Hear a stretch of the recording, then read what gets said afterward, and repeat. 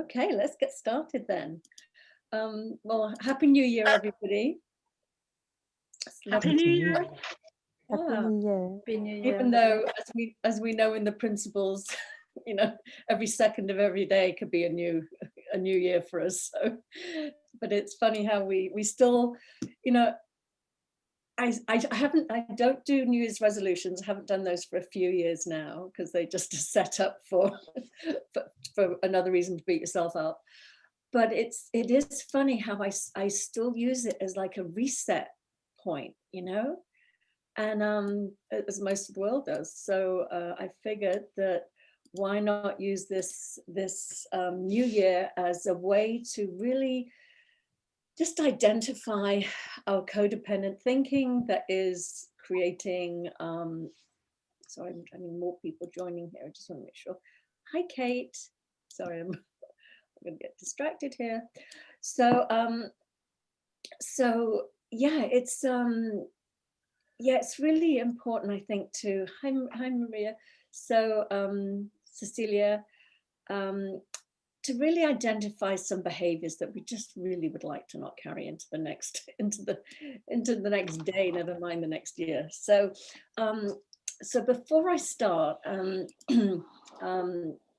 as I always do in the beginning of this, I'm just going to have a few notes here just to make sure that I'm not totally going off track. But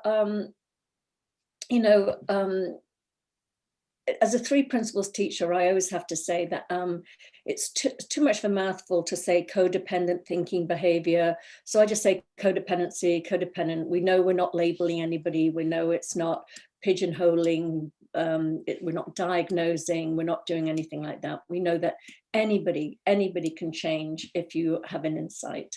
So that's really important to say here. Excuse me, I'm croaky here. But the reason it's really, really important, I feel, particularly in the 3 principles community, I think there's a little misunderstanding sometimes that people think that if it's all just our thinking, we should be able to tolerate any situation.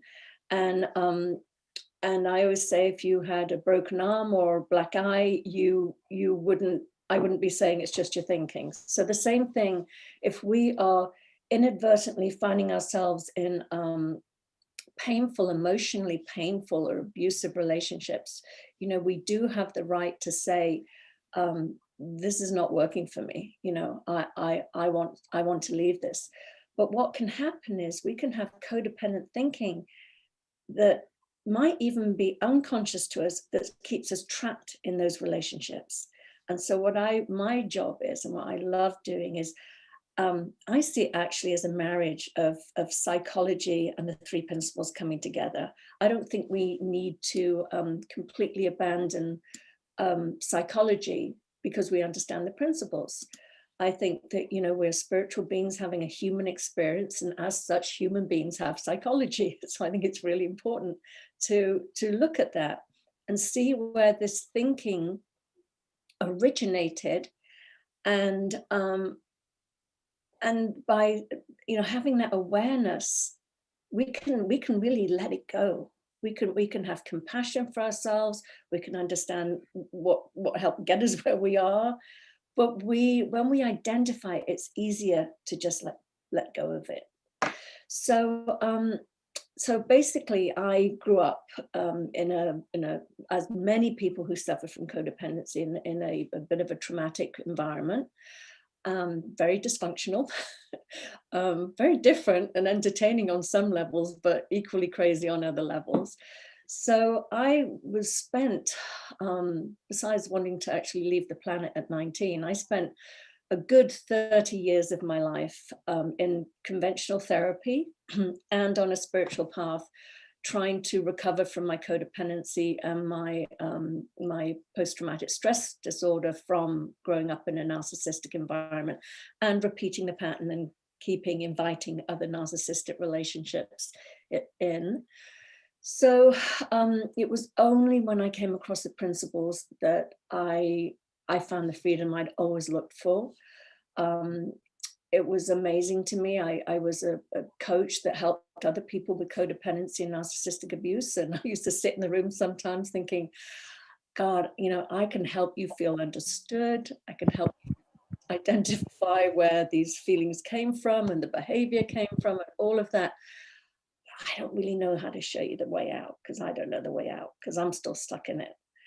I was doing a lot better, but I still could see that I was stuck. And it was really the principles. 10 years ago, I came across a book that just had me go, oh my God. And I saw things so differently. And it wasn't like I heard anything new. I have a master's in spiritual psychology. I had all the sort of, yes, we're all one. Yes, we're all the same. And I had the little voice in my head going, yeah, but not you.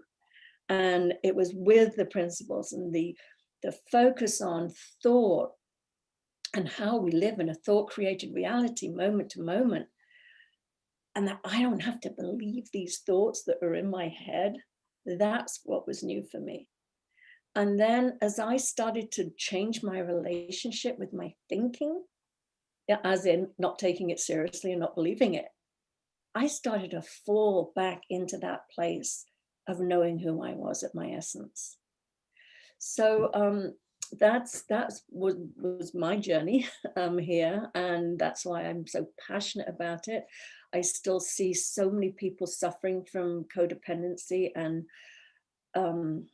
you know being so traumatized by it. Number one, thinking they'll never recover from it, feeling helpless in their lives, feeling helpless in their relationships. Why am I still attracting narcissistic relationships? And that's why I love doing the work that I do, because I know that there is a way out.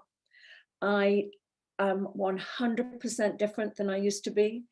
I have been in the most loving relationship for the last 11 years with a beautiful man that just honors and cherishes me. I show up. I do a radio show, or a podcast, YouTube show. Never have done that in the past. I was so riddled with insecurity and these self-limiting thoughts that I had in my head. So it really is life-changing, and so I'm excited. So I'm assuming I pretty much know everybody here. So you're all familiar with the three principles. So I don't, unless somebody has a question, or then I'm looking at everybody here, it looks like everybody is familiar. But if you're not, just raise your hand or something, and I'll just do a very, very quick little, oh, we got a hand. Okay. All right. Well, I'm going to do the best I can to give you a very, very short talk about what the principles are.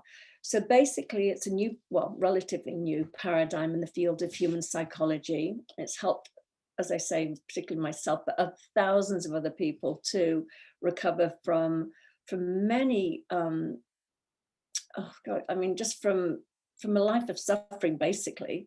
So what the principles does is it describes how the thought, consciousness, and mind come together to create our experience of life.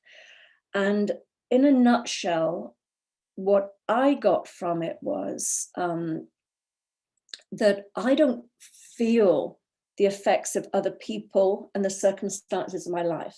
I feel the effects of my thinking about the people in my life and the circumstances in my life.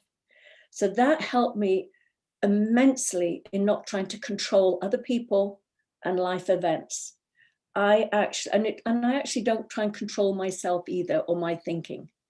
I just know that whatever I'm thinking in the moment is going to pass. It's just energy passing through us. So the relief I felt from that, of like not trying to control everything around me and control myself, was huge. The other thing that I saw when I came across the principles is that I'm equal to everybody else. And again, as I said, it was a concept I'd heard about, but I never fully embodied before.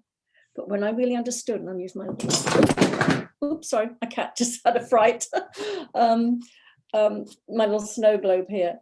We're spiritual beings. That's the center who we are. I use a little Buddha to demonstrate that live in a world, we live in this world of form where we do a lot of thinking, and when we believe our thinking, this is what happens here. We get cloudy and we forget who we are, our essence. We start believing that personal thinking. The other thing that I saw was, yeah, my personal thinking was, you not good enough, you're all these terrible things. And I thought my mind was just telling me about who I was. I don't realize that's just thoughts that go through everybody. They're not personal to me. They're not telling me about me. I was just latching onto them. So some of the other things I saw, gosh, so many things, and I can't go into it all here, but I would encourage you to look into. There's plenty of resources. I'm trying to squeeze into 1 hour what I normally teach over a 6-week period. There's a whole week that I do a week. It's an hour per week, but where I really focus on the principles and we go into it in depth. But there's tons of resources on the internet for you to learn more about it. So so basically, I just want to go through what some of the codependent traits are that are, you know, showing up in our lives, what we suffer from either consciously or unconsciously. The first thing is that low self-esteem. So again, as I was saying, we're over-identifying with our personal insecure thoughts. And we believe that we are, you know, less than, or we compare ourselves to others. When we remember who we are at our essence, that beautiful spiritual being we are, we're made of love and peace and joy. There's no comparison going on in that. The only comparison happens when we're up here in our personal minds. We start looking and comparing ourselves and, oh, you know, I'm not as good as them, or they're doing better than me, or whatever it is. But that's just happening in that tiny, tiny part of ourselves. Just like the ocean is this, you know, we're all connected in the ocean. We're all one. The wave is just that human little expression of who we are. And it's so tiny in comparison of the mass of that ocean. So that's really helpful to me, was recognizing that. The other thing about people that suffer from codependency, and I'll go into this a little bit later, where some of the things originate from, but we have a massive, massive fear of abandonment. And that usually definitely has come from a childhood where there was instability, or there was trauma, anything like that, that we feared abandonment. You know, as adults, we can't be abandoned. We can be left. We might not like it, but, you know, we're adults. We can fend for ourselves. But as children, we are dependent on our parents. But if we suffered from feeling that abandonment as a child, that thinking is still stuck somewhere inside us. And we operate from that place. And when we operate from that place, we're afraid of being alone. We you know, we have weak boundaries because we want to stay attached to the other person. We feel that we can't live without them, that our love or our security comes from them. So that fear of abandonment and fear of being alone really has us compromise our values and our boundaries. And the other one is, again, and this is from the low self-esteem, is the needing outside validation from somebody else. When we don't really stand in our power and know that we are really these amazing human, amazing spiritual beings having a human experience, these amazing beings, when we forget that, we start looking for other people to tell us how great we are. And we don't need to do that. When we remember who we are at our essence, we're fine. We don't look for that. So that, again, that makes us very vulnerable to certain situations, like narcissistic situations, where they might love bomb you in the beginning, and you're so sort of, your sense of self is so fragile. That feels like, oh my God, it's like honey. It's like, please give me more, give me more. I love that feeling. But when you know inside you're pretty hot shit on your own, you don't fall victim to that. You know, you really don't. You're just like, well, that's nice, you know, but you're not, you don't have that yearning to keep having that void filled and filled. And again, you know, when I was codependent, I felt so inadequate, so not good enough, so weak, so fragile, all of these things. I looked to other people to complete me. So I tended to be attracted to quite sort of powerful, aggressive, narcissistic types, sorry, my cat's coming to have a little hello. You know, and because I felt like, you know, I wanted to stay in the shadows. It's like, you know, you be out there and fighting for us in the world, and I'll just be the loving, nurturing, taking care of you back over here type of person. And what ends up happening is when you look to somebody else to complete you, especially if it is in that role, they can often start turning on you and dominating and controlling and overpowering you. So my cat's having a she usually lies here very quietly, uninterrupting everything. So again, it's like, you know, when we know that we are complete already on the inside, we don't need somebody else to complete us. Again, we're not vulnerable to that. People pleasing, oh my God, that's the other thing. I mean, that's what we do when we fear abandonment. We want to make everybody happy around us, you know, so we're always focused on other people, meeting their needs, negating our own needs. Is everybody happy? And then also it's a thing where we, you know, we like to be needed. It's all based in that insecurity of fearing abandonment. If we are needed in a relationship, and this can be in a work environment too, if our boss needs us, so we show up, we don't just give 100%, we give 150%, because we want to be valued. You know, if they need us, you know, the underlying thing is, if they need us, they might not abandon us, because we're indispensable. But what we do is we burn ourselves out with that, and we end up resenting, because we're giving that 150%. And then the other thing that can happen too is when we make somebody else responsible for our happiness, what we're doing is, you know, we're going like that to them to validate us, to give us what we want. And if we don't get that from them, especially if we're given 150%, you know, there's a little bit more of a sense of, you better, you know, value me and give it back to me. You can get so resentful. And resentment is just an internal alarm system saying you're giving more than you can afford to give. So it's good, it's feedback. It's that feeling like, if I'm resentful, I'm either making somebody else responsible for my happiness, or I'm giving more than I can afford to give, which is unfair, actually. It's unfair on the other people in our lives. And they can do it to us too. I mean, it can go both ways, but really knowing that nobody else in the world is going to take care of us as well as we can take care of ourselves is so freeing.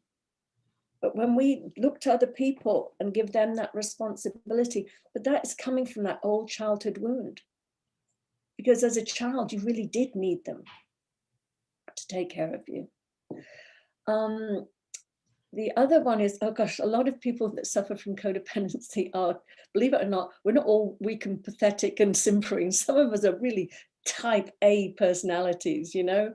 We don't like to give up. We are hard workers, and we've invested in somebody or something, and we're not going to give up. And I often liken that too as well. It's like, you know, I know when I was in some of my not so healthy relationships, I felt like I was at a slot machine, and I don't even gamble, but I know that much. I've seen people put like pennies in a slot machine, and they're just waiting for that big payout, you know, and they know they're giving more than they're getting back, but they keep investing and they keep investing. And then they start to think, oh God, you know, I've been here for however hours, days, years, whatever, putting in, there's going to be a big payout. And I don't want to get up off the seat, walk away, and have some other person come in, sit down and put one quarter in and get the payout. So we often can keep ourselves in that trap of hoping that things are going to change. That this one last bit of an investment is going to, that other person, whether it's your partner or your parent or your boss, is going to have this big aha moment and give you what you want. So that's a really, really tricky one, because it's, when is it time to give up? So as I said, if we're type A's, we're, oops, Oh, hi, Molly. Hi. So I'm just going to mute everybody right now. Um, um, so, so that's the other one. Oh gosh, pretending to be needless and wantless. And again, this is something from childhood. Often, if our parents were unavailable, they were too busy, they had an alcohol, rather a substance abuse problem or a mental health problem, or they were narcissistic or whatever it was. But if you had normal childhood needs, which every child has, and you got the impression that you were too much for your parents, or you were, too needy. That was mine. Oh my God. My mother was overwhelmed. She had 7 children, no father, and she converted our home into, or rented an old mansion, filled it with 55 mentally handicapped and mentally ill residents. And she was overwhelmed. And her message was, be needless and wantless. So I carried that through life. I would meet somebody and I'd be like, oh, that's so cool. That's so cool. I have no needs. I have no wants. And then I get in a relationship with them, and then I start going, well, I want this or I want that. And they would be like, wait a minute, that's not who I started dating, because a narcissist loves needless and wantless, because, they are so important. They want their needs to be catered to. So if you show up as, pretending not to have a need and a want, you're an absolute magnet for a narcissist. So it's really important to show up really authentic off the bat. Just be yourself, warts and all. Yeah, I have needs and wants too.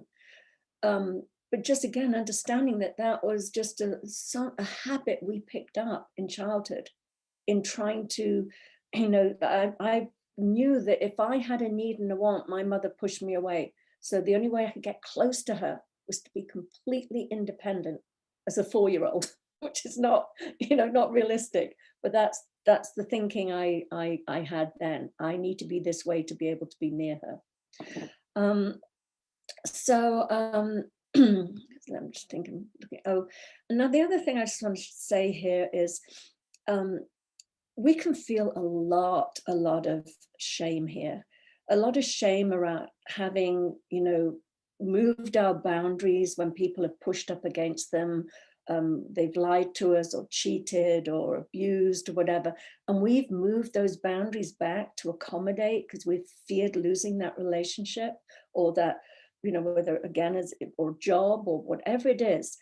And we end up sort of, settling for less, settling for crumbs, because we believe that's as good as it gets. And then we have shame around that. And what I really, really want to get across is that there is no shame in this. Often this behavior has taken root at a very, very early age. And when we were children, we had no other choice. But now that we're adults, we can make other choices.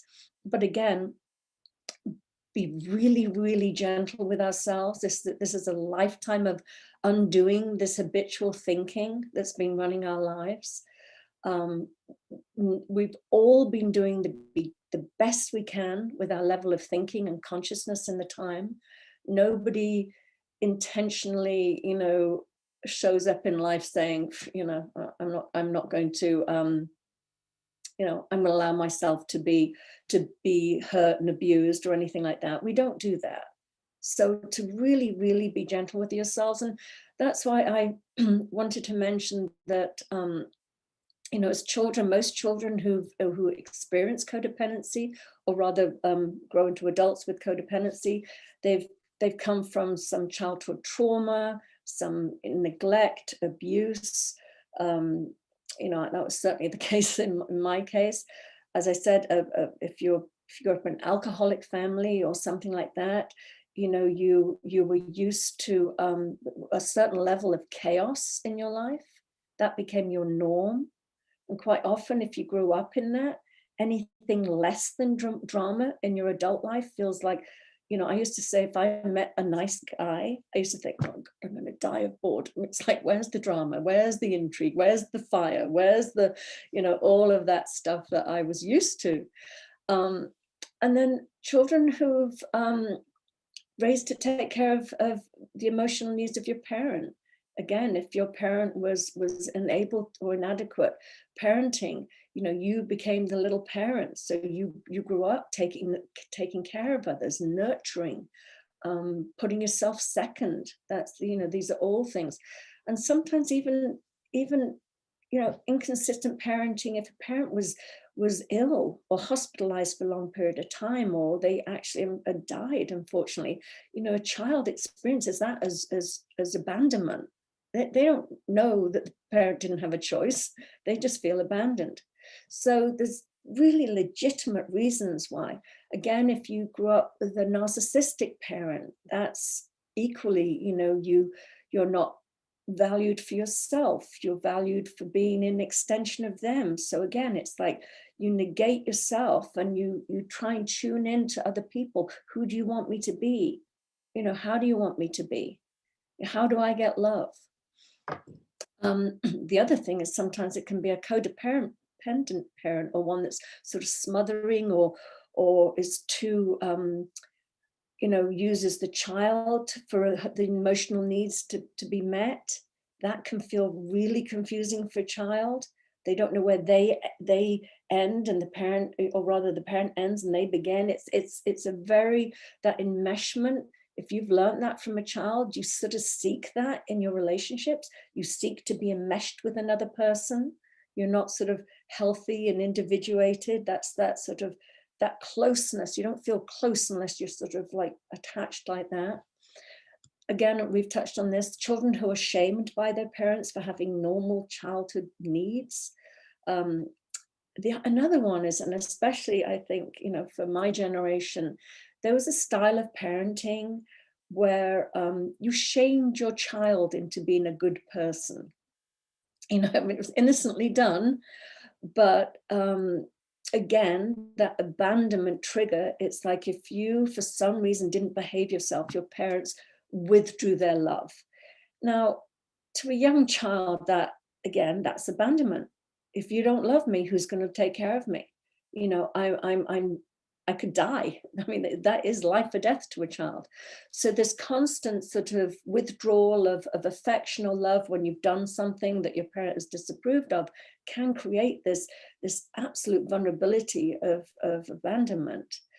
Some of the others are, well, and this is another one too, the rescue fantasy. You know, and this is helped by fairy tales. I mean, my God, but you know, if you grew up in a traumatic environment, you just want to be rescued. And then you read fairy stories like sort of, you know, Cinderella and Sleeping Beauty and Beauty and the Beast, and some of those, it's like, yeah, you know, someday a prince is going to come along and rescue me and it's all going to be better. You know, I didn't know my father growing up, even though he only lived a couple of miles down the road from me. I never spoke to him till I was actually turning 30. And I had this fantasy that if he was in my life would be better. If you know, so I carried that into my adulthood. I was like, a man will make my life better. So I was constantly seeking to be in a relationship. Because I just didn't feel secure or adequate enough to survive on my own. So, and then the other fairy tales we can also get lured into is the Beauty and the Beast. It's like, you know, somebody can hold me hostage and abuse me, and I'm just going to love them so much that they're going to turn into a prince. And again, it's you know, it's that rescue fantasy or that fantasy basically. So I just want to go over again, because I know we've got a couple of people here that aren't familiar with the principles, what it was about the principles that changed how I showed up in my life dramatically. So as I said before, the principles made me see that I was equal to everybody else. And when I remember who I am at my essence, that beautiful spiritual being that I am, I know that I deserve to be loved and respected. I know that I don't have to compromise to be loved. I don't need somebody to complete me. When I know not to believe these insecure, codependent thoughts in my head, then they're not telling me about me. Again, I can drop back into that essence of who I am. And at that essence, as I said before, we're made of love. That's who we are. So when I know that my feelings of love are coming from within me, not from the outside in, I don't need to be in a relationship to feel love. Because my children actually sometimes say to me, why are you so loving? And I just say, because I love being in my loving. And that means I love being in the essence, be really sinking into the essence of who I am. And when I'm sitting in that place, I feel so loving. And it just comes out of me. Before, when I was younger, when I was a child, I felt so unloved. I felt empty, and I kept going to other people to fill me up with love. Do you love me? Do you love me? Do you love me? And it was this bottomless pit, and whatever love they expressed, it just fell through me, because I didn't realize that it was something within me. I often say it was almost like being standing in a lake of beautiful, crystal clear, gorgeous water with an empty cup going, I'm thirsty, fill me up, not knowing that I was already standing in this incredible, beautiful, crystal clear water that would quench my thirst. That's how love felt for me. Also knowing that I'm resilient, knowing that we're all created with this incredible resiliency, this innate well-being, this inner GPS, we call it, our wisdom that can guide me, and that it doesn't matter what happens in my life, I'm going to be okay. That's what the principles taught me. So again, I wasn't trying to cling on to somebody else for that security. I also knew, a lot of us have had things happen to us as children, or, certainly, things happened to me. And knowing that I wasn't broken, that I wasn't damaged, that something might have happened in the world of form, but acknowledging that I was impacted by that. I'm not going to dismiss it. I was impacted by that. But when I saw that I wasn't damaged at my core, that the essence of me could never be broken or damaged, that was huge for me. The other thing is too, this is really big, when you know that you have that resilience in you and that innate well-being and that inner guidance, everybody else has it too. So you stop rescuing other people. You know that they are actually okay and they'll figure it out for themselves. And when you see that you're rescuing, because we like to sort of, it's a bit of a blind spot sometimes. We think we feel so good, we're so kind, we're so loving because we rescue people. But when we cop to the fact that a lot of the rescuing we're doing is for us to feel good, but we're actually robbing the other person. This is especially true, I think, with children. When we rob them of finding out or touching into their own resilience, their own wisdom, doesn't mean we're not loving, doesn't mean we are cold or withdrawing. I am very unconditionally loving with my children, but I've learned to give them the space to hear their own wisdom. And I'll say, oh my God, I love that. I love you listen to your wisdom. I love that you figured that out. So it's still a very loving, it's not a punitive, but I've learned to just not rescue so much. What else? Oh my God, a huge one for me. Separate realities. When I saw that we all live in this thought-created little bubble like that, all sort of living in our thinking, thinking that, that there's a real world out there. Well, it's actually our world is created within us, within our thinking. When I saw that, I stopped trying to figure out other people that may have lied to me, cheated on me, abused me, molested me, whatever it was. I stopped trying to figure out why they did the things they did, because I knew that they were just living in their own thought-created little bubble, and they And for whatever reason, they behaved based on their thinking. It wasn't anything to do with me. I didn't ask for it. I didn't cause it. And I don't have to fix it. And what I do know is that I don't have to give those people one more ounce of my energy or my time or my suffering. I just want to get on with life. I want to be, and that's the other thing that the principles points to, is that, in our personal minds, in our little personal minds up here, and all that thinking, we tend to go into the future and into the past. We very rarely are in the present moment when we're up in this personal mind. Now, when we're at our essence, that beautiful spiritual essence that we are, that's when we are so present in the present moment. So I live as much as I can, because I'm human and we're going to get hijacked every now and again, and we're going to get caught up in that thinking. But I live from that present moment. And from that present moment, I don't suffer. I only suffer when I start going into the past and when I start going into the future. Often regret lives in the past for me and fear lives in the future. But when I stay in the present moment, I am solid, I'm grounded. I know that I'm going to be okay no matter what happens. And another big thing that I also find is a lot of people that have been in narcissistic relationships are afraid of getting back in them. They're afraid of getting hurt again. Well, I'll tell you, I've been devastated. I have absolutely been devastated. And that is a gift, because I know that I got through that.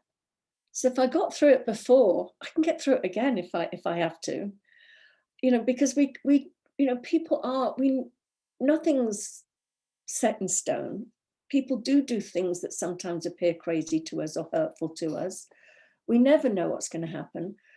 But my knowing my resilience has actually kept my heart wider open than it ever was before. People have said to me, how could you ever trust again? How could you love again? And I'm like, because I know how strong I am. Why would I choose to live closed up? That to me is where we are, as I said, we're spiritual beings. We're made of love. We are meant to connect. We're meant to share that love. And to guard it is goes against who we are, who we truly are. So anyway, I would love to open it up for questions. I just do want to say a little quick thing. This is a sort of a real trying to fit everything in 40 minutes here that normally takes me 6 weeks or 6 hours rather, over a 6-week course to address. If anybody does want to learn more, my course starts next Saturday. It's 6 weeks. It's for an hour a week. It's the first week is a deep dive into the principles. We really get into, even if you know about them already, it's lovely to have a refresher on them. Week 2 is about, codependency, and again, a much deeper dive, and really understanding and compassionately understanding how we develop this type of thinking. Week 6 is understanding narcissism. And again, narcissism is not a dirty word. This is not name calling. It's a painful disorder for everybody involved. It's born out of fear and insecurity and low self-esteem as well. It just manifests in a very different way that can be very harmful for people. The 4th week is understanding the dynamics, recognizing if you're in that narcissistic codependent relationship. And there's tons of things there, like this trauma bonding, gaslighting, love bombing, ghosting. There's a ton of terms that we go through to learn what that looks like, and the craziness that you can feel if you're in one of those relationships. And again, it's not just a love relationship. If it's a parent of yours or a sibling or a boss, I have a lot of clients that it's their boss that they're trying to deal with and understand. Week 5 is, should I stay or should I go? Because again, not everybody wants to go. A lot of people want to stay, and there's ways that you can stay that are less damaging to yourself.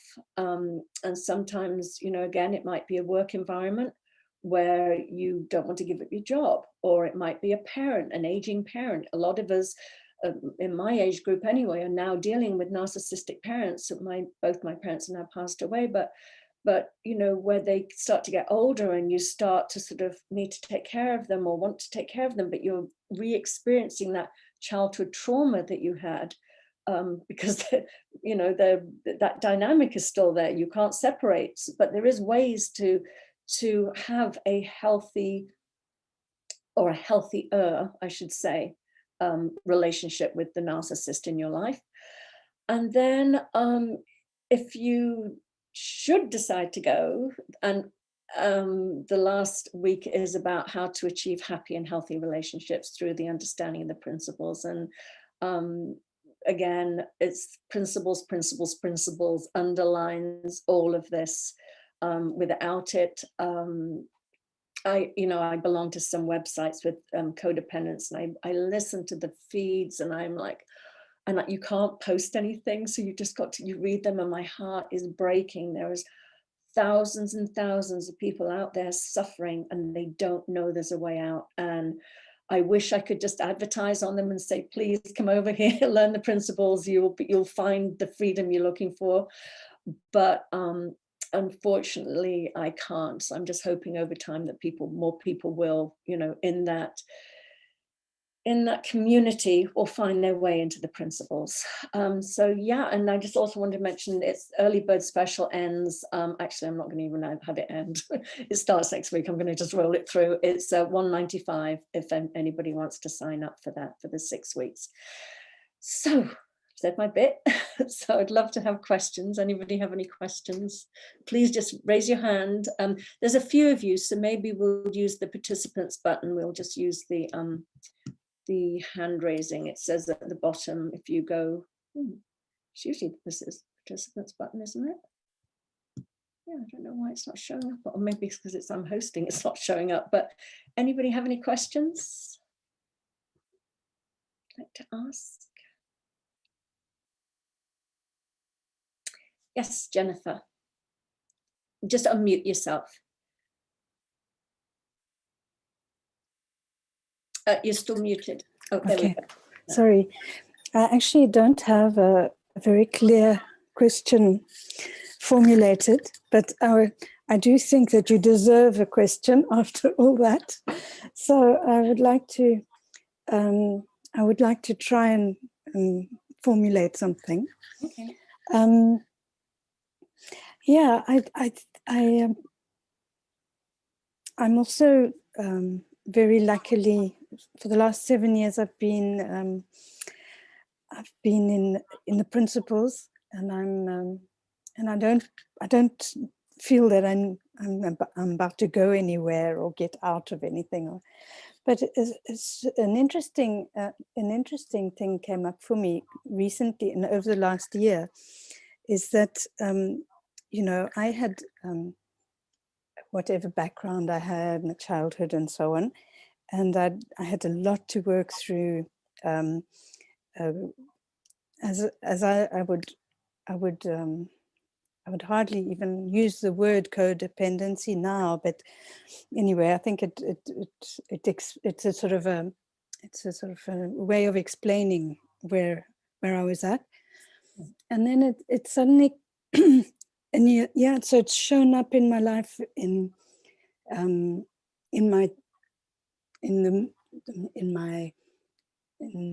my grandfather, my great grandfather, you know, my father, the man I chose to marry, my relationships. Now I'm going to need to cough. Sorry, I've got a frog in my throat. So, but what really surprised me, because it showed up as well in my sons, I have 3 children, and then, but what really surprised me was when this has shown up again with my grandchild. and that's it's just so interesting, so fascinating, and so rich, and So yeah, do you have anything to say about that? I don't know if that's a question. Well, absolutely. I mean, I don't, are you referring more to codependency or narcissism or the it doesn't really matter, actually. I'll answer. No, I don't think it really matters. But in my case, there was an alcohol story. And maybe I can describe a little photograph, a photograph from my childhood that whereas it's a black and white photograph that my father took, and he used to take selfies. He would set them up, he would take them, and then he would develop them and print them. And in this photograph, there's a picture of my older brother. It was a picnic. He took a photo of a family picnic with my mother and my older brother and himself and me as a tiny baby. And in fact, he'd set up the photograph. So my older brother was scratching a plate with a sharp knife. My mother was eating her lunch, and she was pregnant, not visibly pregnant, but I know she was pregnant with my younger brother. And then my dad had set up this photograph so that he was at the back. He would set up a timer, you know, in the old days with he would set up a timer, and then he'd just pick up the baby and go and sit at get into the picture at the back. So he'd manipulated the whole thing. He'd orchestrated this photograph, which is not one of the ones that was important to me as I was growing up. I just found it recently. But it seems so interesting to me that, what is interesting about it? It's aesthetically very interesting, but also he was obviously showing something. He'd obviously had a couple of beers, and he was, and he was in the photograph. I can just see that I was in his, you know, sort of part of this chaotic, totally chaotic life. I was absolutely at ease with it. I was absolutely present in the moment, and you know, the picture is there to show. Anyway, so now, yeah, I haven't sort of gone into looking at you know, types of people and all that, but now why it came up is that now with my grandson, I have this very strong feeling that having a little baby, holding a baby, is going to do me good. I feel the wellspring of well-being in connection with the baby. And my son didn't want me near the baby, and he refused to let me touch the baby and hold the baby. And it was very upsetting for me because it's the one thing that in the principles that I've found very difficult is to understand the concept of innate well-being, and that's a baby has well-being. You know, that goes against a lot of things that I learned about psychology and so on. Anyway. Yeah. It's very interesting. Well, I'll go back to what you first talked about for a second. Without a doubt, you know, there's been so many books written, John Bradshaw, a number of people on family systems and how generationally we will, patterns are repeated. They'll often say with codependency, it's the learned behavior. As like I said, if you have a codependent parent that's enmeshed with you, that, you know, you enmeshment feels normal to you, so you will repeat it, not only with your partners but with your children too. So that can go down. The same with narcissism. I mean, they say, is it genetic? Is it learned? Is it, you know, often a narcissistic parent will have, you know, a favorite child, the golden child. That's the narcissist. And, you know, I'm not talking politics here, but we cannot ignore the fact that we have a president that is currently, that is, you know, I think pretty clearly narcissistic. And if you understand his background, he had a narcissistic parent, a father, that he was the golden child of. So to keep in the good graces of a narcissistic parent, we often emulate them to keep that connection, to keep that approval. And then the other kids all become codependent because they're just trying to get what they can get from a narcissistic parent. So it's fascinating how these roles, and, I think, and then to your second part about the innate well-being, the innate well-being really, for me, is that in that spiritual essence of who we are. We all come onto this planet as spiritual beings with that innate well-being within us. Now, sometimes in the world of form, it might not look like we have well-being. It might look like the world is chaotic, or it's a vulnerable little baby, or somebody's deep into addiction, or they're suicidal.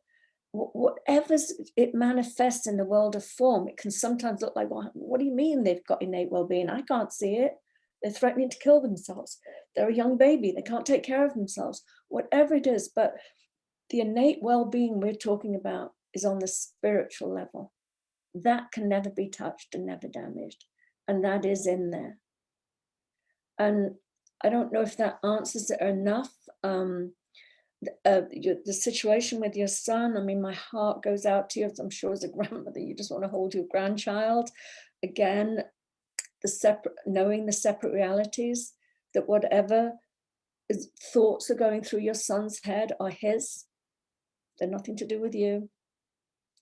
That he's just acting out on his thinking, and we don't know what it is.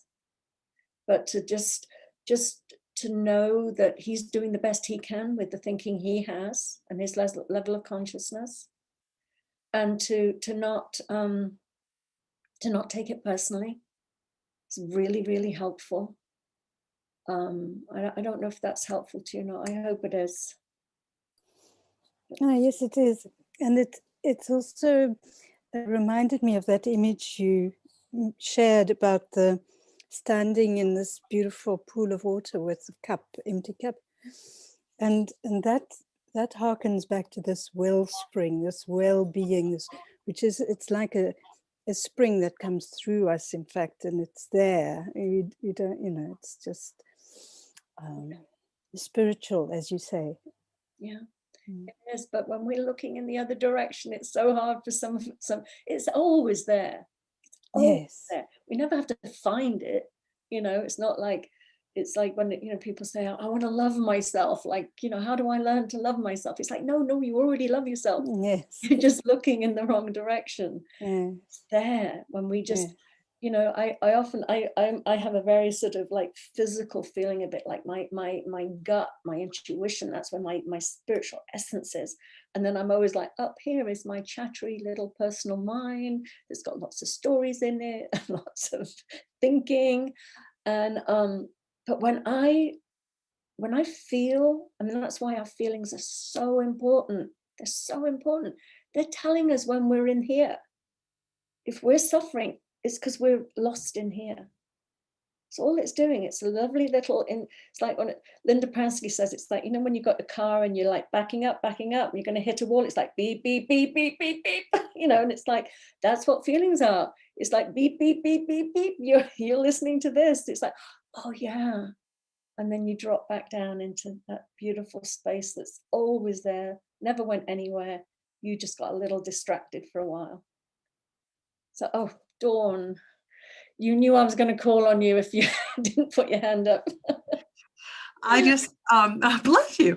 I just had this moment where, with the codependency part of it, as someone who's been codependent on a lot of narcissists in her life, the thing I'm most excited about is that for the first time in my life, this understanding teaches me what's right with me rather than what's wrong with me.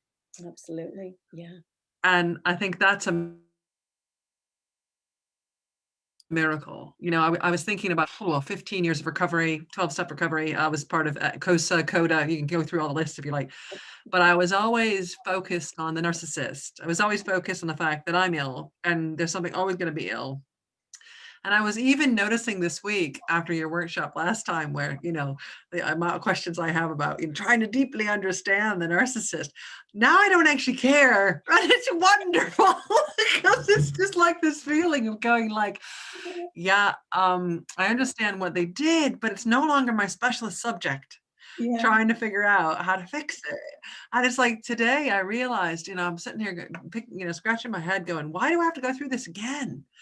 And I realized I've got a chance to have another go round, because this way now I'm learning how to love myself rather than how to fix myself, which I just wanted to say, because I just thought that was really exciting. It's like, oh, wow. You mean I could kind of understand the codependency and how it impacts me and my well-being rather than something always to fix. And that's what the principle has kind of taught me. But yeah, I don't know. It's just kind of occurred to me in the last week that all of a sudden I've just been freed from the desire to make narcissism, my narcissist, my specialist subject. It's just kind of boring.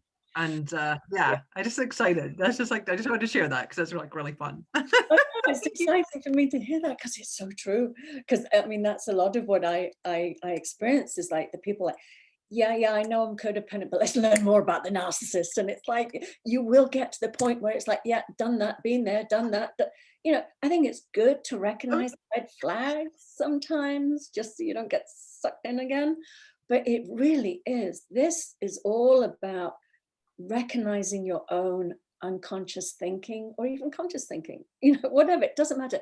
But it's not about, we don't have to fix ourselves. I love that you see that, Dawn, because we don't. Like I said, the only thing that's happened is we got a little distracted with some thinking that's not true. That's all that's happened. And we can laugh at it and we can love ourselves and we can go, oh God, so innocent, so innocent. And then we can just plop back into who we really are. And we're going to get, you know, that little trip backwards and forwards happens because we're human. It's going to happen. But I love that you're seeing it, because I do see, and again, I have so much compassion because I was there myself. Oh my God, I spent years trying to understand narcissists and fix them and fix myself so that I could still stay with them, and you know, all the stuff I did. And even after my last relationship, I laugh. It's like I still spent another 5 years in therapy talking about it. I might as well have stayed in it because I was still trying to understand, how could they have done this? How, what, you know? And then when I found the principles, I was like, it's really none of my business. It's like they just have a separate reality. I can get on with my life. So it's really exciting. I love that you saw that. So I can't wait. I can't wait to dig deeper. It's lovely. Yeah. Thank you, though. All right. Thank you so much. Antonia. Hi, Del. Hi. Thank you so much for all of this. This has been, yeah, really enlightening to me. I only sort of began to understand narcissism as I was getting out of a divorce after 22 years of being in a marriage that was riddled with it. And only recently discovering that my dad is definitely a narcissist.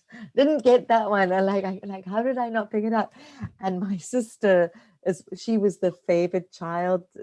When you said that, I was like, oh, okay, that's how it worked. Okay, cool. But the question that I have for you is that, so my dad has always lived far away from me. He was living with, there's 3 daughters, and he was living with my youngest sister, who, it's the middle one, who was the favored one, who's just sort of, we just realized like, oh, wow, that's why we always end up upset when she comes for Christmas. It's like, oh, got it. But he's just moved here close to me. I knew that for years my sister's been taking a lot of strain. But as I said, we just thought he was a really difficult old man. And it was so much easier for me to be compassionate to him when he was on the other side of the country. And I'm finding it so difficult to to live with his like, I still want to help him. I see he's getting frail. But if I give him that much, he'll take everything, including, you know, he'll move in, like literally, and take over everything. And I'm struggling. I'm sort of swaying between being a little bit angry and resentful and compassionate and feeling so sorry for him. And I know that I'm not, I know it's his reality. I get that. But I don't know what I'm not seeing. It's well, thank you for your question. And it's like I said, this is challenging. I have so many clients that are in this situation. It's like, oh, it was like this growing up, and now I'm right back in it. And it's how to navigate that in a way where you feel self-honoring, and it's individual to each person. I managed to have a relationship with my mother in the end. I absolutely adored her. She was still a raging narcissist, but I knew how to, I knew how to, you know, we think of boundaries sometimes on the outside of us, like I used to anyway, that boundary's there. Oh, you've overstepped that boundary. Yeah. No, boundary, the only boundary we ever have control of is the one that's internal, our internal boundary. Wow, that's beautiful. And so nobody can violate that. They can, if you put rules out there, they can push them and move them and smudge them in the sand and do all these things. But that internal one is up to you. And it's checking in with you to find out what feels right to you. Sometimes people choose, like I wanted to have a relationship with my mother, maybe because I didn't grow up with a father, she was all I had, but I knew how to manage it in the end. Well, I also came to live on the other end of the earth, you know, when I was 21. I mean, that was convenient. I could go back and see her and my family like once or twice a year. But towards the end of her life, I did visit more often because I was stronger. I had healthier, that internal boundary was healthier. I knew what I was willing to give and what I wasn't. And I could actually laugh at some of her outrageous behavior. I didn't take it personally anymore. Did try and, you know, hold a mirror up to her, because, you know, you can't pants a narcissist. You know, it's like, that's like putting your head in the lion's mouth. It's prodding the sleeping bear. But there are ways that you can really come from it from a really empowered place, and you will check in with yourself what works for you or not. And I highly recommend you do the 6 weeks with me, because I've had people go through this with the exact situation, and they've come out the other end like feeling so empowered with this exact situation, because it's not like, you know, oh, thank you, Duku, see you next week. Thank you. Bye-bye. So yeah, it's achievable. It really is. And there's a freedom in it. Right now, I get where you're at, because it's like you've had that distance, and now it's like back in your front door again. And without a doubt, you know, people that have, you know, narcissistic behavior, it's like, yeah, you give an inch and they will, like, you open that door a crack and it's like pushed open, they've moved in. It's the, you know, it's all about them. But it's, I'll leave you with a little, well, I won't leave you, we'll go on as long as anybody wants to talk. But it's like the story of the frog and the scorpion. Has everybody heard that? It's anyway, so there's a frog that's swimming from one end of the bank to the other end of the bank. And there's a scorpion. And the scorpion says, can I hitch a ride to the other side of the bank? And the frogs, because scorpions can't swim, and obviously the frog can't. So the frog says, oh, you know, I don't know about that. You know, you're a scorpion, you might sting me. And the scorpion says to the frog, no, I promise I won't sting you. I've got to get to the other side of the bank. You know, I want to go there. So the frog goes, okay, all right then. So hop on the back. So the scorpion hops on the back of the frog, and frog starts swimming across, and halfway across, the scorpion stings him. As the frog is dying, he says, you know, why did you do that? And then the scorpion says, because I'm a scorpion. And that's the narcissist. They do what they do.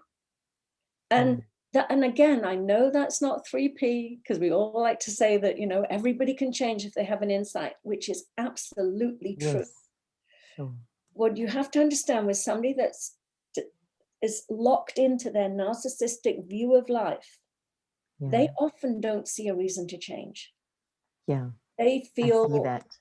So the chances of somebody with narcissistic behavior changing is far less than the codependent, because the codependent is going, what's wrong with me? What's wrong with me? Fix me. You know, they're looking for answers. The person suffering from narcissistic is like, no, they're winning. They're controlling, they're dominating, they're winning. Why would they change? So it's very important to know that unless there's a miracle that happens, which I believe in the 3 principles, there's always the possibility and somebody can change, but it has to change from within, not by you pointing out their narcissistic behavior. So knowing that most narcissists will continue to behave the way they've behaved in the past, it's really up to you, like Dawn was saying, how the change is over here within you, and not fixing. There's no fixing to be done, because we're already perfectly perfect as we are. The change comes with the thinking, with that relationship with the thinking. You change that relationship, and then you can plot back into who you really are. And narcissists can do their dance, and they can throw their tantrums, and they can play their games, and it won't affect you. There is ways to handle it that we do go much deeper in the 6 weeks, because there are definite ways that you will not feel the impact that you've felt in the past if you do certain things. But it's about you, not them. So hopefully that was helpful. Thank you. It was. I love the internal boundary versus that really is powerful. Yeah. And if I possibly can do your course, I will. I'll be in comms. I'd love to. Thank you, Del. My pleasure. Thank you. Anybody else? I'm not in a hurry, so if anybody else has a question or a comment, I am totally open to it. Let me just see what's that chat. I think that was Luca saying goodbye. Yes, he said goodbye. So anybody else? Well, I can just add something to what you were saying about you mentioned the favorite child, and that was the role that I played with my father. And I was the eldest daughter, and I had an older brother and a younger brother and 3 younger sisters, and I was the favorite child. And it was a very weird relationship, I must say. You know, I don't. It was a very. There's no good guy, bad guy in this. There really isn't. I have a sibling. I'm one of 7 siblings. I have a sibling that was clearly my mother's favorite. I had so much compassion for her, because being my mother's favorite came at a high price, very high price, a price that I wouldn't be willing to pay. Another sibling of mine resented my sister that was the favorite, and I was like, you want to pay that price? Nope. I'd rather be second, to that. But yeah, so it's oh, thank you so much, Antonio. I know you have to go. Aaron, you have your hand up. I'd love to have a question from you. Do you want to unmute yourself?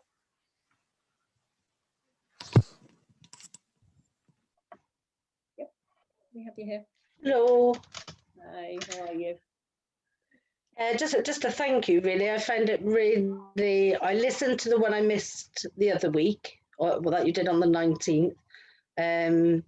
Yeah, it's quite mind blowing, really, when you recognise the kind of relationships you've been in for years. And again, just with the 3 Ps, knowing to be settled in that, you kind of don't want to go back that direction. So you kind of put in your little list of the not giving up, the fairy tales, the rescuing. I was the famous rescuer. It's quite interesting, those those roles that I've slipped into over the years. But one thing with it, because I was never conscious that I felt I was doing something to actually feel good. To me, I was just coming from a loving space with the rescuing, because I've not been aware that any of that I was doing to feel good for me, myself. Mm-hmm. Yeah, it can be very unconscious and very innocent. We often give to other people what we wish had received ourselves. So often when we're over loving and over nurturing, it's because we didn't get that as a child. So we give what we would like to have received. Do you know? It's very subtle. It's very subtle. Yeah. There's nothing, no shame in being a rescuer. I'll cop to it. I can still be a bit of a rescuer. I'll be really honest.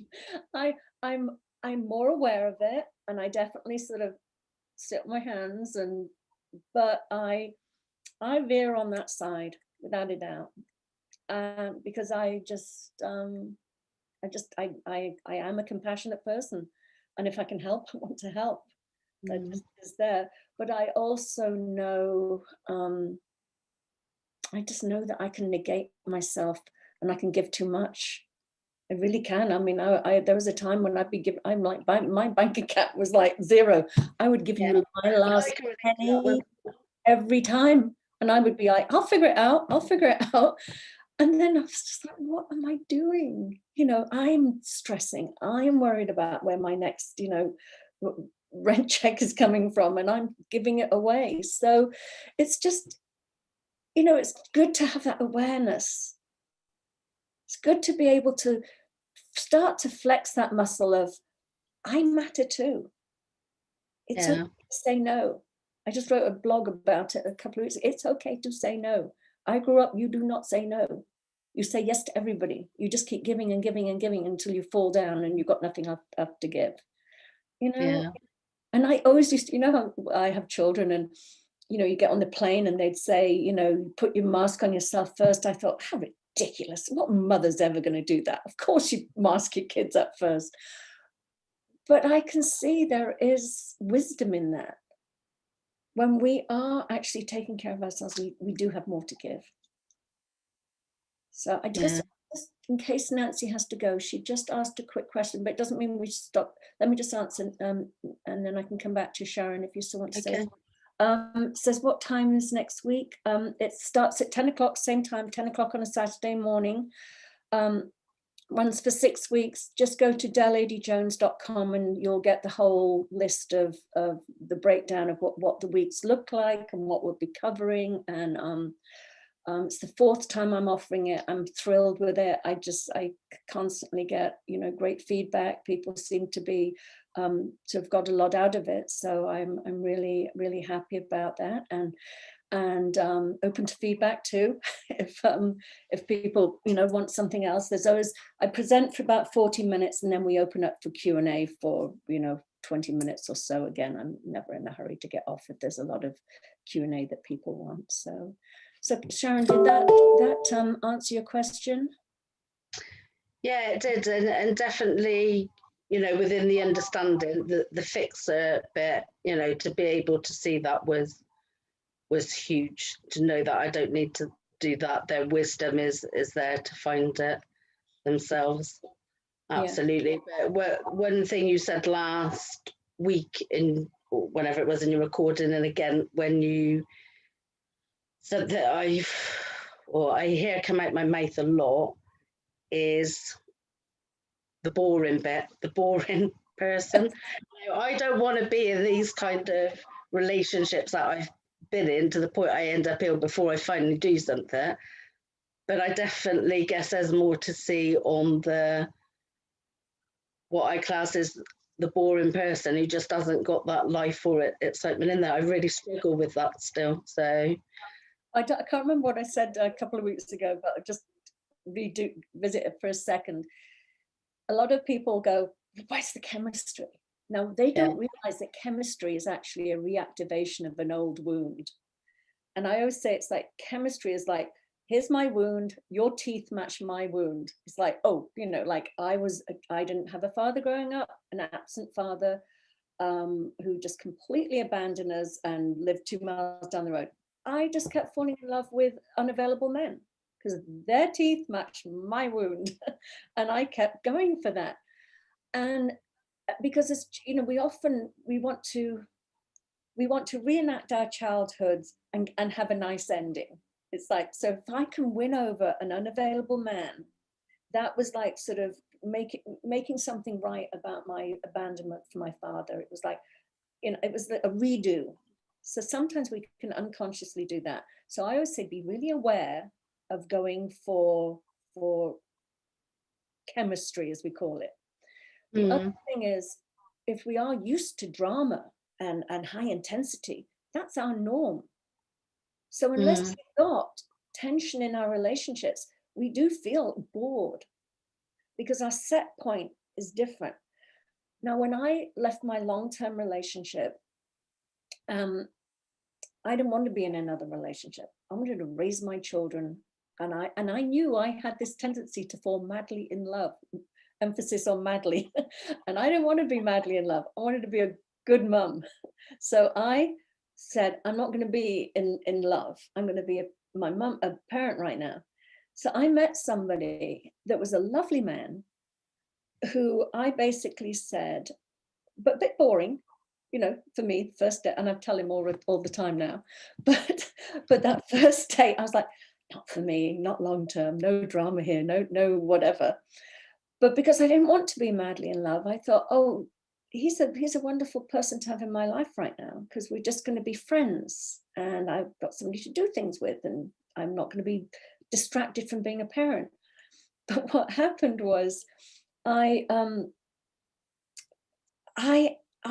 months went by, I was like, oh my God, I love this about them. And God, he's so amazing. And he's so kind. And he's so great with his children. And he's so great to animals. And I actually ended up going to work with him. And he was so great to work for. And he was great with everybody else that he worked with. And I started to really, really, really fall in love, real love that's based on respect. And I could have missed out on that if I'd been looking for the chemistry. I mean, he was handsome. I thought he was very cute, but there wasn't, you know, whatever, you know, I'm just saying, I kept thinking this is not going to work out. And, you know, 11 years later, I adore him and I have such a deep love and the love does keep growing. So yeah, I really do recommend that people stay in long enough to really to learn more about the other person and not make quick decisions about, oh, this is, you know, this is too boring or whatever it is, because there's a different quality to the love. And yeah, it's fascinating. It really is. But I love what you're seeing, and I can see you're seeing a lot of different things. So I'm excited for you. Thanks, Del. Yeah, well, thank you. Thanks for asking your questions. And anybody else before we leave? Want to say anything? Or Hi, Del. This is Nancy here. Nancy? Oh, Nancy, hi. How are you?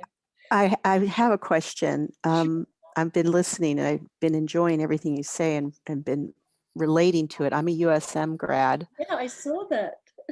So I just want, and I touched in and been to a couple of, I think I forgot her name, but she's a USM grad too, who does the 3 principles as well. Rohini, maybe? Yeah, Rohini, yeah. And we've met before at Jimmy's, Rosenberg's party, yeah. like years ago. Oh, lovely. So I guess, you know, the thing that I've been dealing with is I have a friend that's like a lifelong friend that I've grown up with, like a best friend from like teenager. And I've been coming to realize like this kind of, you know, the concepts of narcissistic and codependency. And I think as a child, I was like the secret favorite daughter of my dad, while my sister was the public one. So I deal with a lot of finding my voice and, like, you know, having my needs met too. And you said something about, you were talking about like when we're in relationships, where there's drama or versus calm. Um, I still find that I'm trying to have my voice heard from in relationships where I'm speaking up for myself or trying to have them understand my reality. When you said separate realities, I really liked that. But I want to be acknowledged for my reality. Is that considered codependency? Like if you're wanting to get somebody to understand your point of view or where you're coming from? I think that's just being human. I mean, that's what Okay. the beauty of the principles is. We sort of start letting that go a bit, because it's more like we're what can happen a lot. Okay, as a child, especially if a narcissistic parent or a parent that whatever parent can't see you for who you are, can't see you for yourself. And that can be because they're narcissistic and you have to be an extension of them and make them look good. They don't see you as a separate individual being. A parent that's either heavily into addiction or mental health issues won't really see you. So often if we grow up in a traumatic environment or an environment that's dysfunctional or there's been any of those issues, we don't feel seen and heard. That's just a core need for every child coming onto this planet. We want to be seen, heard, valued, and loved. And if for any reason there was a lack of that, we have this drive to be seen and heard. I had, and you can often have a competing drive of wanting to hide because the world is a scary place. I had those competing things. There was a part of me that was always hiding, always playing safe, because it was dangerous and vulnerable to be seen as a child for me. But there was this underlying need to be seen and heard too, to have that need met that wasn't met as a child. So I don't know entirely the circumstances. I mean, I'd love to know more. But often, I mean, you mentioned a friendship, and I don't know if you're saying that sometimes your friend appears to be narcissistic. I would say with with understanding it more, they are definitely the narcissist and I'm definitely the codependent. I'm always overgiving and being there. And then I'm always not having it. It's not mutual. But if I go back to the core of what happened with my father, which I would say has narcissistic tendencies, the dynamic was when I was little, my dad used to come to me emotionally and lean on me emotionally if he fought with my mother and cry about not wanting to leave the family and get a divorce. And to this day, they're still together. And I thought we had this, and it would be like I would be asleep in bed and he'd be crying on me. And I thought that was like a deep connection. And the next day he would totally ignore me, not even look at me. And then he would totally publicly in front of the rest of the family adore and cherish and show affection to my younger sister. So I had a great I really got hurt. I would feel very hurt by it. And I would be quiet about it. I would be very quiet and internalize it. And at the same time, I had this kind of upset with my younger sister. And that's kind of gone. I feel like that's still always there. Well, it's so understandable from what you just shared there. It's so understandable. I mean, unfortunately, and it's no judgment on your father. He clearly was doing the best he could with his thinking, his level of consciousness, but he was absolutely parentifying you. He was using you for his emotional needs to be met if he fought with your mother and putting you in a very, very difficult situation as a young child. And then he clearly had some shame around it and would the next day react by pushing you away. So he was clearly struggling with healthy boundaries himself. Mm-hmm. So it's very understandable how you would develop some codependent traits, behaviors, because of some thinking that just took root at an early age. It's not, as Dawn was saying earlier, it's you're not broken, you're not damaged, you just develop some coping mechanisms as a young child that are not healthy anymore. They served a purpose as a young child. They helped you survive, and maintain a connection with a parent that you needed for survival. But when we take that thinking into our adult life and it affects how we show up in our friendships and our relationships, you know, we need to reevaluate that and see the truth of it, or the misunderstanding of it, that it actually isn't, you know, it isn't serving us anymore. We really need to sort of let go of that. So again, I think it's really, it's so helpful. Again, I love what Dawn said, because it really is. It's like, it's so exciting about what we can learn about ourselves. And I particularly love this in the principles, because I do find sometimes some people can be a bit dismissive. It's all just your thinking, and we don't need to go into history, and we don't need to go into psychology. I am here to firmly say I love the marriage of psychology and the three principles. I love it. It's fascinating. Mhm. We are in a human form, and we do have it. So to understand it can only, I think, help benefit how we show up to life. But again, the underpinning is the understanding of the principles, which is where the freedom is. So hopefully that was helpful to you. Thanks, Del. I just wanted to add one more quick question, Sure. if that's okay. Yeah. I find that when the emotions are triggered, or if you're lost, you guys use the term lost in thought, and that you're feeling a feeling separate, or, you know, hurt or wounded, sometimes it's hard to kind of just, like, you're feeling the feeling. I find it's hard to kind of go in the mental to try to like bypass what I'm feeling. Is the three principles, like, how would you say applying the three principles when you're triggered emotionally, when you're in the pain or suffering? How would you say that it supports or heals? Well, for me, if I feel something, I'm going to damn well feel it till the cows come home. It's mine to feel as long as I want. Before, in the past, I would fear my feelings. I'd panic if I felt depression or anger or something. I would feel like, oh, I'm uncomfortable. I can't bear this. I've got to do something about it. I've got to change it. I've got to do a spiritual bypass. I've got to, talk myself out of it. Now I'm just like, it's just a feeling. I don't like it. I'm not wishing it upon myself, but it's here. It's going to stay as long as it wants to stay, and it's going to move on when it's ready to move on. I don't judge it. I don't try and control it, because the more that you put effort onto something and wrestle with it, you're making it, for me, stick around a little bit longer. I just am like, okay, this is what's visiting today. Some of it's conscious. I know that I'm thinking something, and I can go, okay, I'm feeling this thinking right now. Some of my thinking is unconscious. Sometimes I just feel a bit blue. Sometimes I'm just in a low mood, and I don't know where it's coming from. But I don't panic anymore, because I know that it's energy moving through me, and I know that it will just move on its own accord. And I'm much, much more comfortable now feeling the whole range of what humans feel.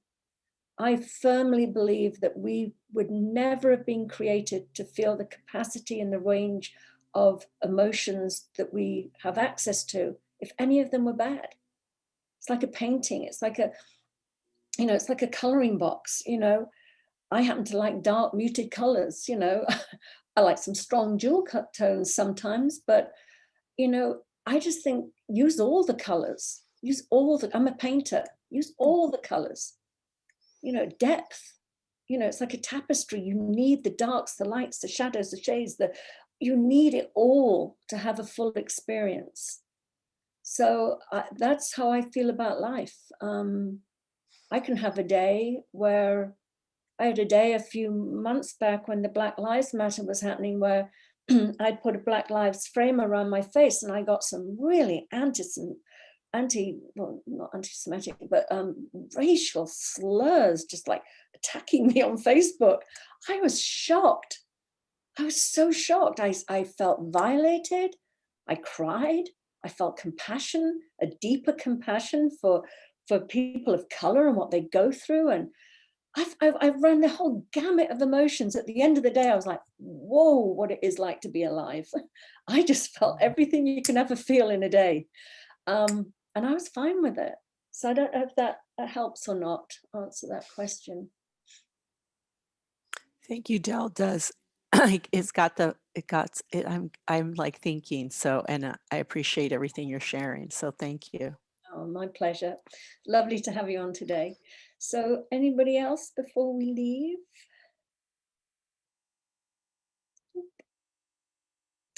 Well, it's lovely to see all your smiling faces, the ones I can see, and I love seeing all the names of the other people.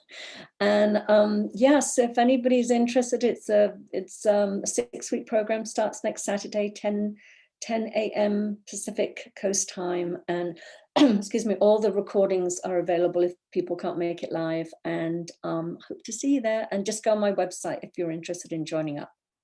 And if not, it's been lovely spending this morning with you, and thank you for your questions and your contributions and input and everything. And take care and Happy New Year again. Bye-bye. Bye-bye. Thank you. Happy New Year. Bye-bye.